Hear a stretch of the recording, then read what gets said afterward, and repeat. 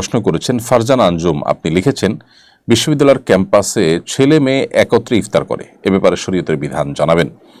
বোন ফারজানা আঞ্জুম, বিশ্ববিদ্যালয়ের ক্যাম্পাসে হোক কিংবা কোনো ক্যান্টিনে হোক বা অন্য কোনো সাধারণ জায়গায় হোক, ছেলে এবং মেয়ে, নারী এবং পুরুষ একত্রে বসে যদি ইফতার করেন, তারা যদি গায়রে মাহরাম হয়ে থাকেন, তাহলে সেটি একটি নাজায়েজ এবং গুনাহের কাজ।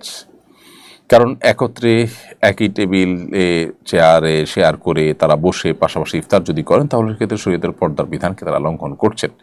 যেখানে নামাজের মতো ইবাদত করতে গিয়েও আল্লাহ রাব্বুল আলামিন নারীদের কাতারকে পুরুষদের কাতারের চাইতে ভিন্ন রাখতে বলেছেন, শেষের দিকে রাখতে বলেছেন, সেখানে আপনি যদি কোনো আয়োজনে, কোনো ইফতার পার্টিতে একাকার করে ফেলেন, তাহলে সন্দেহভাবে সেটি গুনাহের কথা। এখানে যারা আয়োজক হবেন, যারা এখানে সামিল হবেন, তারা অবশ্যই গুনাহগার। তবে হ্যাঁ, আপনি নিজেকে যদি সেখান থেকে রক্ষা করে ওই আয়োজনের মধ্যে আপনি নিজেকে সেভ করে আলাদা করে ইফতার করে চলে আসেন, তাহলে সেক্ষেত্রে আপনার জন্য সেটা নাজায়েজ না হতে পারে।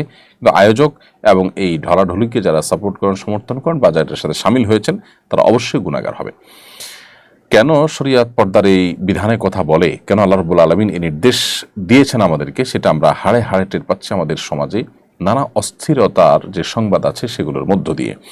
বিধায় এই সমস্ত ক্ষেত্রে আমাদের সতর্ক থাকতে হবে এবং কোনোভাবেই তথাকথিত আধুনিকতার নামে, তথাকথিত মুক্তমনা হওয়ার নামে আমরা আল্লাহর সীমানা ছাড়ানোর যে আপনার দুঃসাহস, সেটা আমরা করতে যাব না। আল্লাহ আমাদেরকে তৌফিক দান করুন এবং বিশ্ববিদ্যালয় ক্যাম্পাস সহ অন্য যে কোনো জায়গায় যদি কোনো ইফতার আয়োজনে নারী পুরুষ একসাথে থাকেই, তাহলে নারীদের জন্য আলাদা আয়োজন থাকবে, পুরুষদের জন্য আলাদা আয়োজন থাকবে।